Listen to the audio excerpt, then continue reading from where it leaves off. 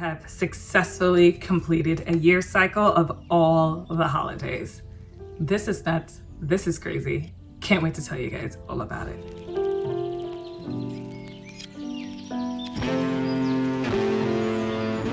Shalom everyone, my name is S and I'm taking you on my conversion journey. Thank you guys so much for following me on my journey, liking and subscribing and emailing. Love it, love it, love it. I'm doing very, very well. This was an amazing holiday I just celebrated. We just finished Passover and wow. I've never ever in my life, and I know I said this on this journey a zillion, trillion, billion times, but I've never experienced a holiday like this. I've never been to an actual Seder. Going through this and sitting with these families and seeing how this all goes down. Wow, what an experience.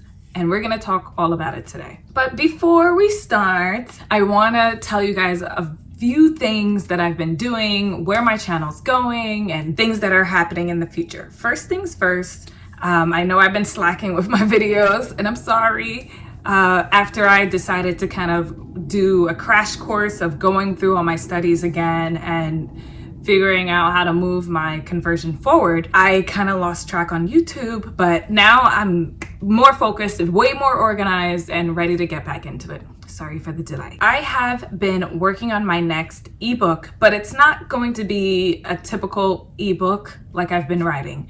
This one is going to be targeted at people who are thinking about converting, and I outlined my entire process because I feel like now that I've experienced all the holidays as an Orthodox woman, I now have a set outline of things I should have been doing, things I wouldn't do, and things that have been successful on this journey. It's more like a course, I would say, of all the things you should and should not be doing on your journey. And since I've been through it, a full cycle of all the holidays, experiencing things with these families, with my rabbis, and just all little things that I've learned on this journey, I want to share with people who are serious. So to stay on top of when I'll be releasing this new course / ebook, just sign up for my newsletter down below.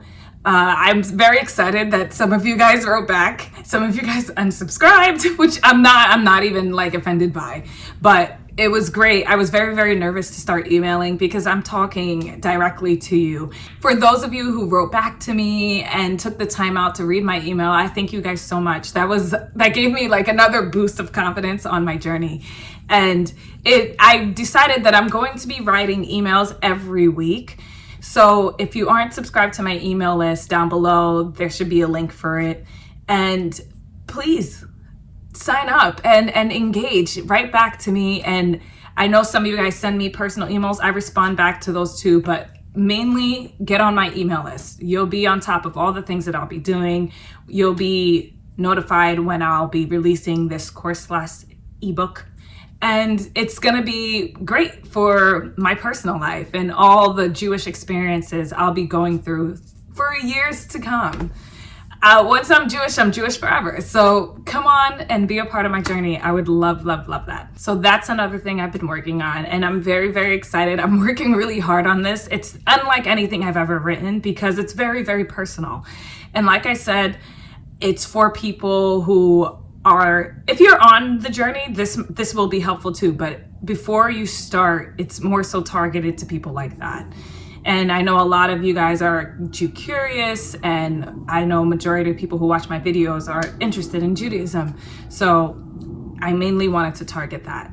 So I will be posting more on my Instagram. For a while, I couldn't do it. I didn't know what to post. So you guys comment down below. What exactly should I be posting on my Instagram? Do you guys want like photos of me? Do you want photos of me doing Jewish things? Like, I don't know how to navigate Instagram. It's been a while. I've always kind of hated it because I don't know. I don't think I'm good in photos. I think I do well in videos. So you guys let me know what are some things you want to see me do on Instagram.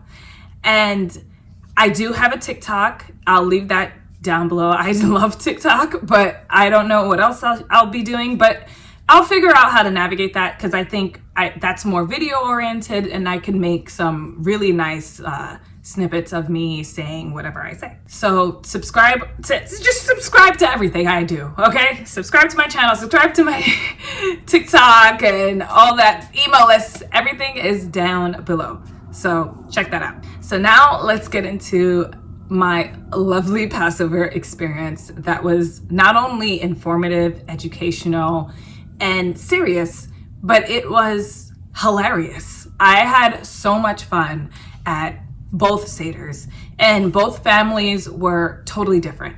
So let's get into the video. Because I'm not officially Jewish yet, it's not done until it's done. I'm not a Jew until I get out of that mikveh. So everything I do is more of a spiritual thing and practice. So I got rid of all of my chametz, which, was crazy. I didn't realize how much stuff I had, that much chametz. I was like, what, it's just bread. But I was looking through the ingredients of things. I saw everything that was in my cabinets. My fridge is completely empty. And I was getting a little scared because I'm like, what am I supposed to be eating? I didn't realize I had so much chametz in my house. So I cleaned everything, cleaned for Passover, and that alone was a very nice thing. I know I live alone, I'm just one person, but I don't know, it felt good to just kind of get everything out the way. And I read many articles of people going crazy for Passover, like cleaning like spring cleaning. And apparently it's not supposed to be that way. If you didn't eat chametz in your room all year, then you shouldn't really go crazy cleaning it like that. I know things could transfer. That's another thing that people say, but I don't know. I'm one person. I decided to kind of change things around, vacuum, clean everything in my bedroom and in the kitchen and in the living room, because I do eat there. And I sold my chametz to my best friend and her husband, who are not Jewish. And I didn't buy it back from them. I didn't. It was food. Like, it expired. I basically gave it to them. So they were very, very thankful. They didn't understand why, but they didn't care. So it was nice to kind of get the evil inclination out and, to start my Passover journey that way. I went over to my first family, who I did the second Seder with. I did the first Seder with the Rabbi's family. So I stayed with them. And because I stayed with them, I just brought a few of my chametz, but I just left it in the car. I don't know. I was weird. I didn't know if I should bring it into the house because they also did their own cleaning. So I just kind of left it in my car because I wasn't trying to disturb anyone's peace or mess anything up, because I've messed up a lot of things for a lot of people, and I don't want to. Passover's way too big of a holiday for me to kind of screw it up at this point. So I drove to their house. I left whatever I had in the car. But before I actually got there, I wanted to give them all a really nice gift, both families a nice gift, because this is such an intimate holiday, and it meant the world to me that they were so nice enough to welcome me. How they've been this entire journey, I can't be any more thankful. And I know a lot of people struggle with this on their journey, to find families to support them, to find families who are willing to invite them in their home, especially where, we just experienced this whole entire pandemic and they were still welcoming me into their house. And I could not be any more grateful. I'm so lucky to have them in my life. And they'll most likely, I hope they would want me in their lives forever, because they're more than just my sponsoring family. They are my family. And I've spent so many Shabbats with them, so many holidays with them, that I can't not see a life with them not in it. It's just weird at this point to think that once my conversion's over, I'll never talk to these people again. No, these people are my family. I decided to get them kosher for Passover wine, and I wrote them I got them cute little gift cards for Passover and cards, and I wrote them something special and intimate, just so they know that I'm really, really appreciative. It wasn't much, but it was something, and they were so grateful for it. So on Friday morning, we did the bikaras chametz, and it was very nice to see how this family does it. I read in many books that they do the burning outside, but this family had a fireplace and they did it inside, which I thought was very, very nice. We recited Kol Hamiro, and it was just a nice feeling to just be able to see the evilness and the pridefulness just kind of leave, and whatever chametz is in this house is out of my possession, and we can celebrate Passover now. And I thought that that was such a beautiful thing to see how this family does it. It was just, this whole process was just so cool. This whole process was very important for me to take note of, because when I one day have a family, I'll be doing this. And their children were so involved. They're not kids, they're all teenagers, but they were able to really help navigate their parents into this too. And I feel like I thought you do Passover once, you're an expert at it. That's just it. But it turns out that Passover is a holiday that you will continuously learn and study every year. Like every year there's something you should know. You learn something new every time you open the Haggadah. So I thought that this was like a great thing for me to experience, because now they have somebody in their home who they could educate as well. So they do have a firstborn son. So I was curious to ask him, like, are you fasting? And he said no, because there's a siyum at the synagogue and they're doing a whole cute little celebration. And he was going to be a part of that to kind of get out of the fasting thing, which I thought that was really, really cool to see too. That day we were just doing some minimal baking and just talking and cooking for the night. And it was good to see the dishes that were being made too. The family was very Sephardic, so they did eat kindiot, and it was interesting to see which one I was gonna do. I was, because I'm not Jewish, I ate everything at all the houses because everything was delicious. But it was good to see how when I walked into her kitchen, she had like tabs on the cabinets to show which was sold for Passover, and we couldn't open them. She told me not to open them. Everything was new. Like I've been to this house so many times, so I'm seeing they have new appliances, like their kitchen was just totally flipped. And I thought that, I was like, this is a lot for like a holiday. Christianity does not have anything like this. And just seeing how like different recipes, different things. And I've read in many articles how Passover desserts are always bleh, but like her daughter made amazing Passover desserts that I was sampling for like the entire day. They were delicious. After I was helping her, it was getting late and I had to get dressed. I did drive to the rabbi's house because there was no way I was walking alone at 1 a.m. So the rabbi's house, their energy was more spiritual. Not to say that my other family wasn't, they definitely were, but they're very like by the book, like they're following every rule, very like Passover, a little crazy.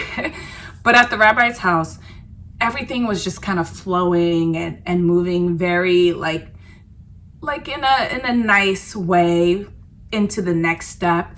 And I was helping them. I was talking to the rabbi's mother. I was talking to his daughters, his beautiful daughters. Actually, the daughter, if you watch I'll link my video of her wedding, my first Orthodox experience. And I was making a joke like, this is my first Seder. You guys are my first for a lot of things. This is important because this is what I'm going to tell my children. Mommy, how was your first Seder? I don't know. I was at the rabbi's house and they did not deliver. we were just making jokes about that all night. They loved it. I was explaining to them how I was nervous because one, this is the rabbi and I really want to make a good impression on him. But I'm like, I also want to sit and watch a lot because I want to see what other people are doing. I want to make sure that I'm picking up the right studies and I'm learning things as well. And I was curious to know why Seders last 5-6 hours. You know, what exactly are we doing? I've never been to dinner for this long. I helped them set the table. They had, I wish I could have recorded this for you guys, but you guys know I can't. So they had 2 Seder plates, the matzah, and you know, she was warming the food. And as we started reading and had the first cup of wine for the kiddush, I was just like, I got so sad.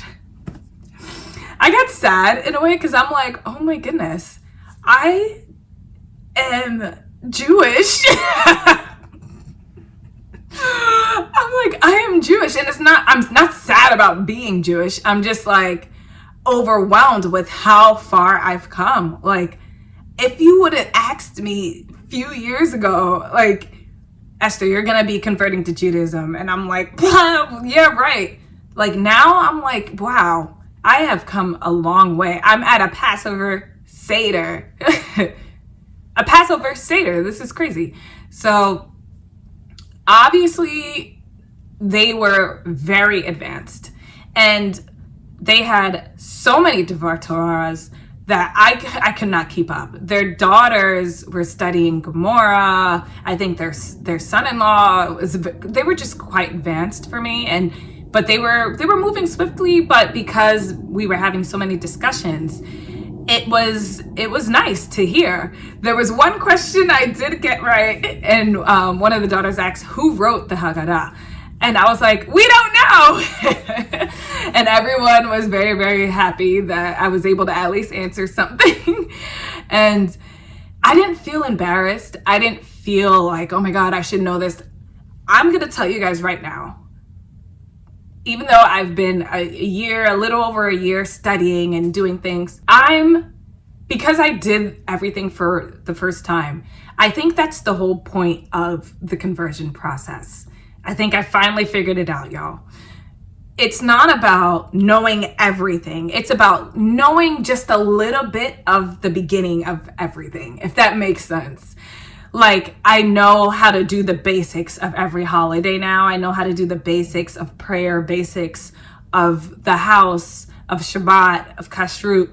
Now it's time to take it to the next level. And I'm very happy to be at this point, because I want to bring up another thing that I'll be doing now. Well, maybe I'll tell you guys that later. The part where things started to drag for me was towards the end. And I guess this is normal for everyone. But because I don't know the tunes, I was very like, I'm falling asleep. I'm tired. I couldn't even drink too much wine because I was starting to get a headache. So I was just like, okay, I need to push myself through this. So I was hearing them sing the tunes, and I was like clapping my hands, and I was like, you know what? Next year, I'm going to make it my mission to really learn the tunes towards the end of the Haggadah, so I'm not so lost. Everybody knows Manish Tana and Dayenu. Those I was good with, but I watch a lot of YouTubes on those songs. But all the other tunes I've never heard before. So it was great to see and analyze where I could improve and where I could take it further. That was something that I analyzed, and I like that it was pointed out, that I was able to point it out myself. I would say that was my first time eating horseradish like that, and it was intense. It was coming through my nose and like, woo. But I could see what the symbolism in it. And there's just quite nothing like this ritual. Nothing I've ever seen, ever in my life. So during the meal, the Shulchan Orech, we were having a great conversation about a child's relationship with their parents. And it said that a child is very resilient when they know a lot about their parents. And we were going through and asking questions about ourselves, about our family, about how we grew up. And some of the questions were, do you know your parents' injuries? Do you know how your parents met? Where does your name come from? Why did your parents name you? And they asked, why did they name you Esther? And I'm like, well, in Christianity, it's in the New Testament. And it's a part of the New Testament. It's a biblical name. And I went through all of my siblings' names, and they started to look all of them up. And it turns out my mom kind of named some of us like random people in the Bible, but maybe it had some significance to her. I don't know. But to just have conversations like that, really, like, it was another emotional experience, because it did make me miss my parents and my family.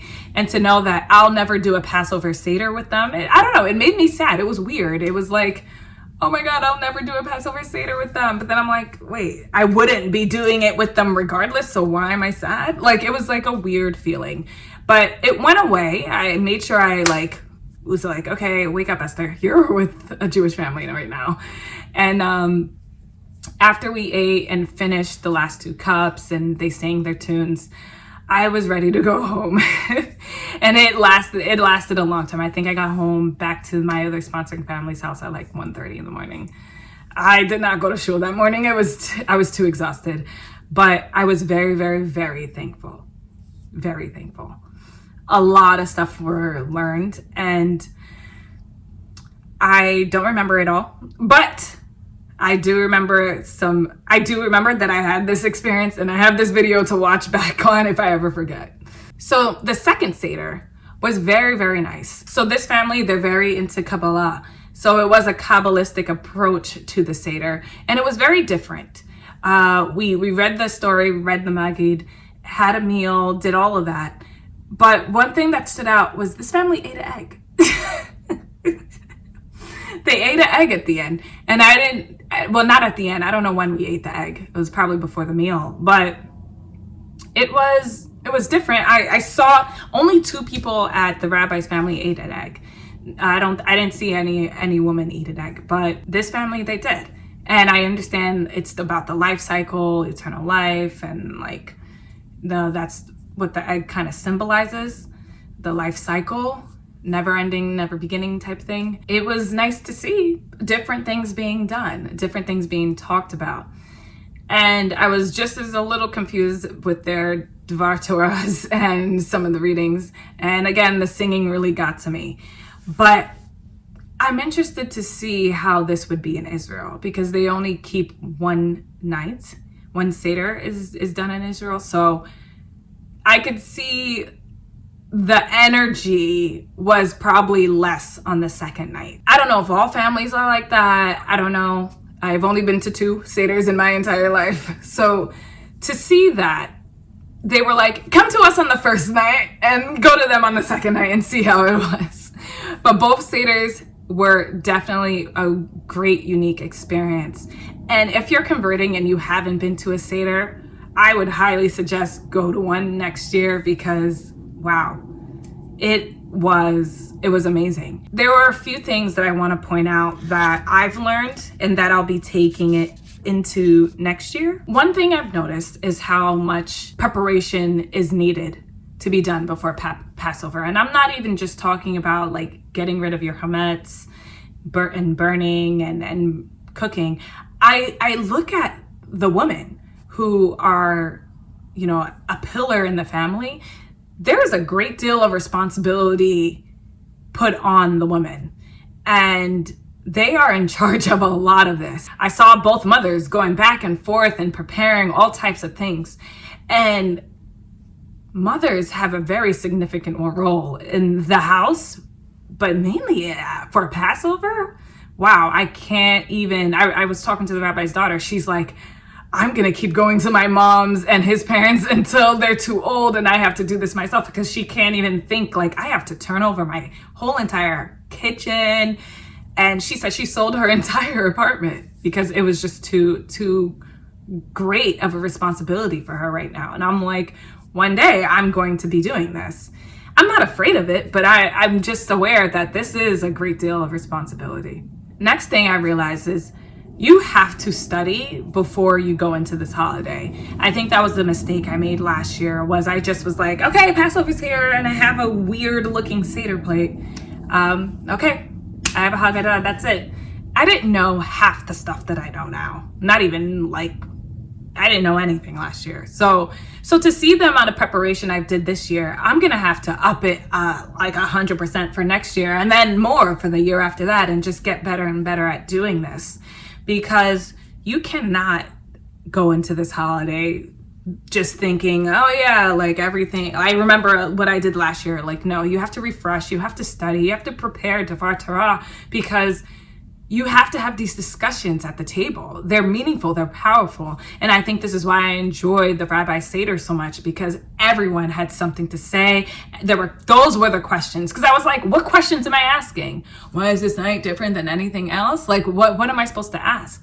And I realized your questions come from the discussions. And that's something that I'm definitely going to practice for next year. And the next thing is realizing how difficult it is to not eat hummus. I did not realize how hard this would be. Like, I'm like, okay, whatever, I can't just eat bread, but this is hard. I didn't realize how much of it I ate. Like, I have oatmeal in the morning, I eat like sandwiches, and you know, these are the things I live off of. And obviously this is my first rodeo. I definitely screwed up a lot, but more prepared and more knowledgeable next year. Hopefully next year in Israel. Overall, I would say Passover is probably my favorite holiday. I love all the responsibility. I know that I'm built for this. I love how much learning goes into it. And I love the idea of family and just being able to have such meaningful discussions with your family on this day. And I love that it's a week long. I love that, you know, you're cleansing yourself and you're getting ready for Shavuot, and you're counting the Omer now. And it's a great experience, a great holiday with a lot of meaning. And so many things can come for it. It's not a time to fight. It's not a time to be angry. It's not a time to just be upset with your environment or whatever you have going on. You just remember what Hashem has done and how far we've come in our lives. And I think both the Ashkenaz approach and the Kabbalistic Sephardic approach to this holiday was a great way for me to learn more about Passover and to take this into next year. I think I do want to do Passover in Israel next year. I know I've been talking a lot of smack and not making any moves to get my butt to Israel, but I think next year I want to do Passover in Israel. I want to really experience this before I have children, and just for myself, because I don't want to, like, traveling with children just gives me a headache. I want to be able to go see how it is just the one night, do the whole Hamoed there as well, and just, I don't know, just enjoy Passover in the Holy Land. If you guys are not subscribed to my channel, subscribe to my Patreon, where I'll be discussing many things. And also on my channel, I was just so impressed by the Devar Torah that I think I want to start doing them myself. I think this will help me in my public speaking and also help me educate myself and have discussions with you guys. So you guys tell me, should I start doing Devar Torah on my channel? I could probably do it once, an additional video a week. You let me know what you guys think. I believe it'll be like a great thing for us to get into. Subscribe to my channel, subscribe to everything, and I will see you guys in my next video. Shalom.